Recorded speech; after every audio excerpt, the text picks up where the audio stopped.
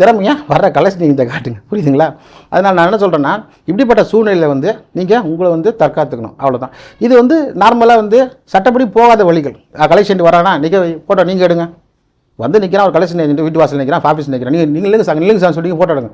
எதுக்கு நான் சார் நீங்கள் ஆஃபீஸில் வந்து பிரச்சனை பண்ணுறீங்க, நான் எதுக்கு ஒரு கம்ப்ளைண்ட் கொடுத்து வச்சிடுறேன், இதை காரணமாக வச்சு நீங்கள் ரோட்டில் வரும்போது எனக்கு எதாவது தீங்கு அடிப்பீங்கன்னு எனக்கு சந்தேகம் வரும்னு சொன்னீங்கன்னா அவன் யோசிப்பான், கம்ப்ளைண்ட் போய்ட்டு நான் பதில் சொல்லணுமேனு. இப்போ அங்கே அவன் எதிரிலே ஆன்லைன் போலீஸும் கம்ப்ளைண்ட்டும் கொடுத்துருங்க. அதே மாதிரி கம்ப்ளைண்ட் கொடுத்தீங்கன்னா உங்களுக்கு ரெசீட் கொடுப்பாங்க. தமிழ்நாடு கவர்மெண்ட் அந்த போலீஸ் டிபார்ட்மெண்ட்லேருந்து ஒரு ரெசீது ஒன்று அனுப்புவாங்க. அந்த ரெசீது அவனுக்கே அனுப்புங்க, கம்ப்ளைண்ட் கொடுத்துருங்க சார், வந்து ஸ்டேஷனுக்கு வந்துருங்கன்னு. இப்போ என்ன ஆகுது, இப்போ ஒரு ஸ்டேஷனுக்கு நிறைய வந்து பிரச்சனையில் மாட்டுறது கலெக்ஷன் ஏஜென்ட்கள் வந்து அத்துமீறலில் தான் மாட்டுறாங்க, கிரிமினல் ட்ரெஸ்பாஸ். நீ போகிற ஓகே, பணம் கேட்குற ஓகே, நேதிக்கே ஃபோட்டோ எடுத்தா தேவையில்லாமல் ஃபோட்டோ காட்டு, செல்லை காட்டு, கேஸ் போட்டாங்கன்னா கண்டிப்பாக சிறைக்கு போகிறது உறுதி, புரியுதுங்களா? அதே போல் வந்து ஒரு கலெக்ஷன் ஏஜென்ட் அத்துமீறினா முதல்ல நீங்கள் கையில் எடுக்க வேண்டியது உங்கள் செல்ஃபோனை தான். நான் வச்சிங்க. ஒரு படத்தில் வந்து ஒரு நடிகர் சொல்லுவார், ஒரு சட்ட புத்தகத்தை கையில் எடுங்க, அது படிங்க, சட்டத்தை பார்த்து தெரிஞ்சுங்க. இப்போ அதுக்கெல்லாம் டைம் இல்லை, டிஜிட்டல் இண்டியா ஆகி போச்சு. கையிலே வச்சுருக்கீங்க ஆண்ட்ராய்டு ஃபோன், ஒரு ஃபோட்டோ எடுங்க, நான் அந்த கம்ப்ளைண்ட் கொடுத்துறேன் சார், நீங்கள் ஸ்டேஷனுக்கு வாங்க, நான் சொல்லுவேன் ஃபஸ்ட் எடுத்தோன்னே நீங்கள் பண்ணுங்க சார், நாங்கள் பார்த்துக்குறோம், நாங்கள் பார்க்காத ஸ்டேஷன் ஆனுவான். ஆனால் உண்மையிலே உலகத்திலே பயந்தவங்களும் யாருன்னா இந்த கலெக்ஷன் ஏஜென்ட்கள் தான். அவங்க தான் உண்மையான பயந்தவங்களிகள். ஏன்னா ஸ்டேஷன் தான் உங்களுக்கு கொஞ்சம் அலர்ஜி. ஏன்னா போனாலே வந்து கேட்க ஒரே கேள்வி, அதுமாரி வீட்டுக்கு போனியா, ஃபோட்டோ எடுத்தியா, சரி உட்காருன்றோம்.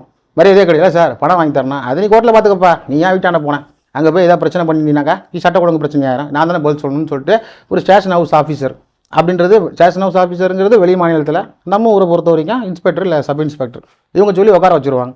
ஸோ ஒரு தடவை நம்ம பண்ண வச்சோம்னா அடுத்த தடவை வரமாட்டாங்க. இது வந்து முன்னாடி credit card, personal loan, business loan இதெல்லாம் பண்ணுறது கலெக்ஷன் வரும்போது நீங்கள் பண்ண வேண்டிய ஒரு ஃபார்முலான ஒன்று பண்ணிங்கன்னா உங்கள் மேலேயும் ஒரு பயம் மரியாதை வரும். நிச்சயமாக ஒரு மனுஷன் மேலே மனுஷன் மரியாதை வச்சிருக்கணுங்க. ஒருத்தன் அந்த பணத்துக்காக மிரட்டவும் கூடாது, தவறான வார்த்தைகளை உபயோகிக்கவும் கூடாது. ரெக்கார்டிங் வச்சுருக்கீங்களா, ஃபோனில் ரெக்கார்டிங் போடுங்க, கால் ரெக்கார்டிங் பண்ணுங்கள்.